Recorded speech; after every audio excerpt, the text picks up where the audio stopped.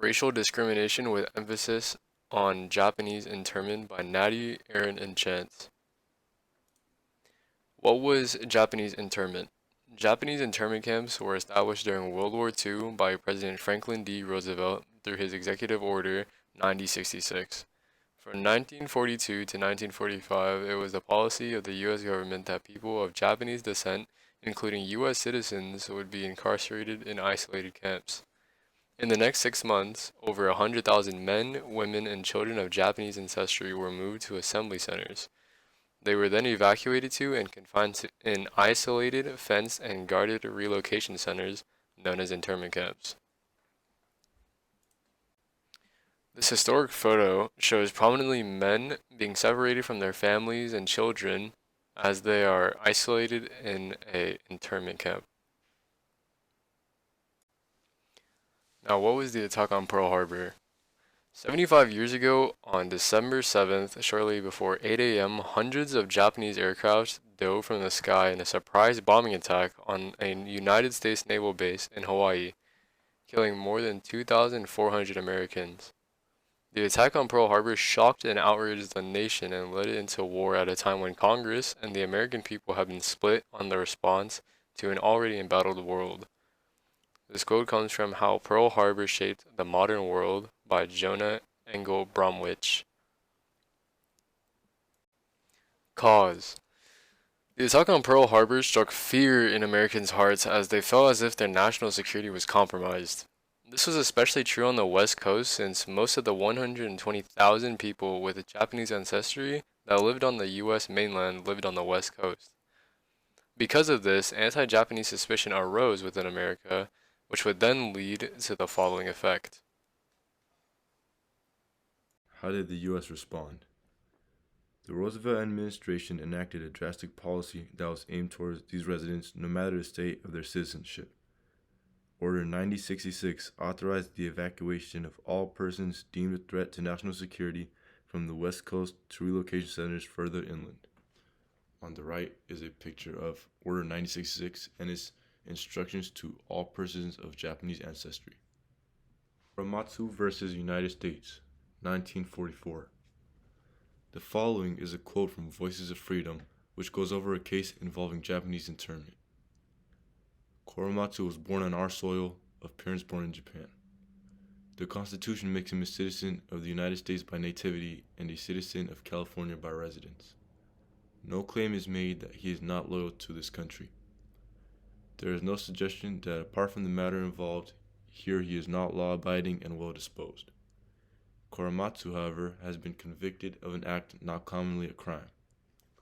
It consists merely of being present in the state whereof he is a citizen, near the place where he was born, and where all his life he has lived. What does this tell us? From the text, we can see that Korematsu had done nothing wrong and wasn't being accused for any type of traitorous behavior or activity. He is convicted of being born to Japanese parents and having Japanese descent. Even though he has lived on U.S. soil his whole life and is a citizen, he is being viewed as a U.S. enemy. This quote reads, "But here is an attempt to make an otherwise innocent act a crime merely because this prisoner is a son of parents as to whom he had no choice and belongs to a race from which there is no way to resign." In the quote, which is later stated in the reading, it states exactly what we conducted from the original excerpt. Reading this, it makes the fact of he would not be convicted if he had different parents or if he was born into another race quite apparent, which is a claim that goes against the Constitution. Ken Ashida, a victim of the internment camps, speaks of his experience during this time period. I remember my grandfather on my dad's side. We lived in a small room. My brother Earl, my grandfather on my father's side, and myself, and he had stomach cancer. And I used to see him suffer every day, and I never saw him get any treatment because there's no doctors. See, the doctors can get out of camp as long as you weren't on the West Coast. Why would a doctor stay in camp for $19 a month when they can get out of camp and go to the East Coast, Chicago, or any place? So they hardly had any doctors, no treatment at all. And I used to see him suffer every day with so much pain. And he died in camp. What can we conclude from the video? In this short clip, Ken Ochida talks about disparities in the camps, such as lack of medical care. In terms of his experience, his grandfather, who had already been facing health complications, only suffered more when moved to the camp. Because of reasons such as bad pay, as Ochida stated, doctors weren't enticed to work in camps as opposed to states, such as Chicago, who were paying more. Here is a short clip about Marion Kanemoto, who talks about her life during this time. I was 14. I had two younger brothers Bob was 12, and my youngest brother was 8 years old. And so, in a way, I became the head of household, and whatever information that came through, it was, of course, in English. They never had such things as bilingual, so I had to, word for word, explain this to my mother, who we did the best we can to prepare ourselves and try to sell whatever we can. And I think as a child of that age, I remember very vividly how we sold my piano for $15. And I remember an Italian family who lived 2.5 blocks north of us purchased it. We rolled it down the driveway and rolled it up the street so that it wouldn't have to go up and down the curbs. And this is the way by piece, we let go of some of the things that we were able to sell, but they were of very minimum value. But of course, if we didn't exchange it for some cash, it would have been left and there would have been nothing left anyway. So it was a very chaotic time that I don't remember a lot of the details. How does Marion describe her life during this time? Marion Kanemoto, a Seattle native, explains how at a young age she had to become the head of the household and put matters into her own hands. On a day like any other, the FBI came into her house and searched every room looking for criminalizing evidence. They arrested her father after finding no confirmation that he was an enemy spy or provided information to foreign powers. With two younger brothers to take care of, when she could barely take care of herself, she had to do whatever it took to get by. This is a quote from the book Dandelion Through the Crack by Kyo Sato, which is an autobiography that explains her life during this time.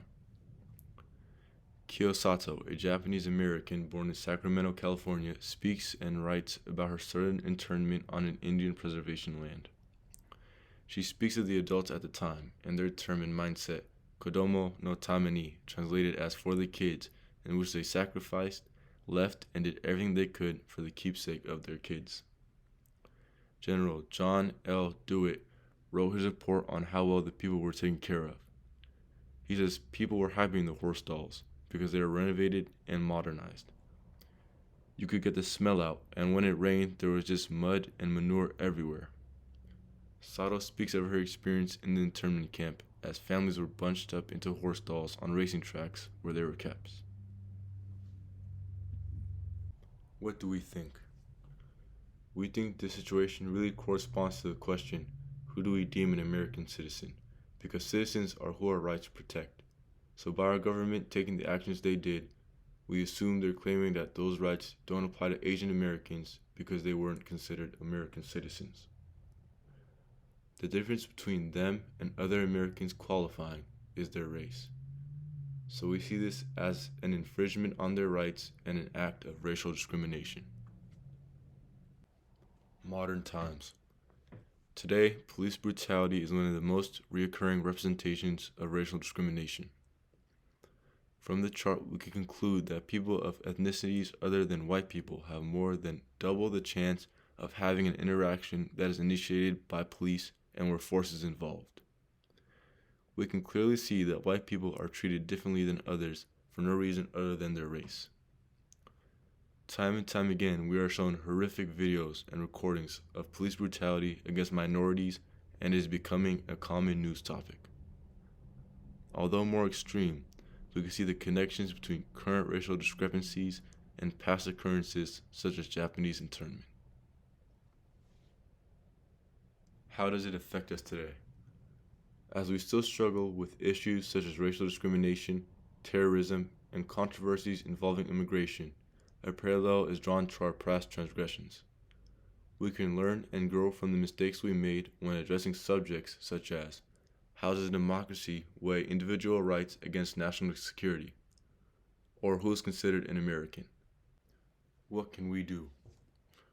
Ways to help end racism include, but are not limited to, informing yourself on your own privilege, not invalidating others' experiences and feelings, calling out racist jokes or statements, understanding that racism can take shapes in many forms, treating everyone how you would like to be treated, and spreading awareness through social media, art, and other mediums. Bibliography.